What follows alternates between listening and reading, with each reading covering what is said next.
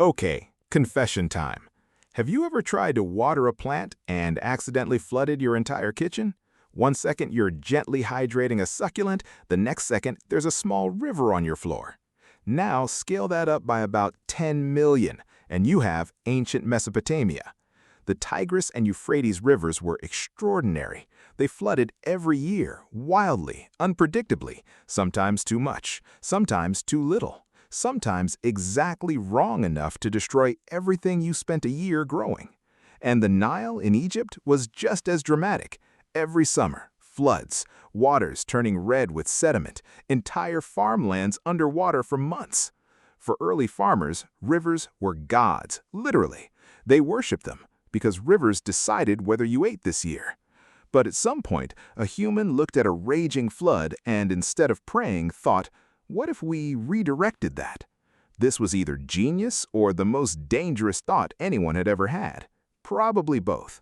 The first canals in Mesopotamia date back to around 6000 BCE, dug by hand, no metal tools, no machinery, just thousands of people with baskets and sticks moving an incomprehensible amount of earth. And it worked. Water that used to destroy crops was now guided exactly where it needed to go. Deserts turned green, harvests multiplied. Suddenly, you could grow food in places that had no business growing food, which meant more people could live there, which meant you needed more canals, which meant you needed someone to organize the canal building. And here's where it gets political.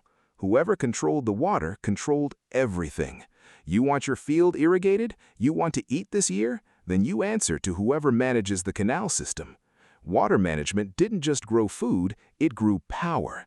It grew the world's first governments. Ancient kings weren't just military leaders, they were fundamentally water managers. The job title was different. The core skill was keep the canals working. The moment they stopped, civilizations collapsed. This actually happened multiple times. Entire empires gone, not because of war or plague, but because the irrigation system broke down and nobody fixed it in time. The most powerful force in ancient civilization wasn't armies, it was water flow. Which means the real lesson of ancient history is infrastructure is unglamorous, infrastructure is boring, infrastructure is everything.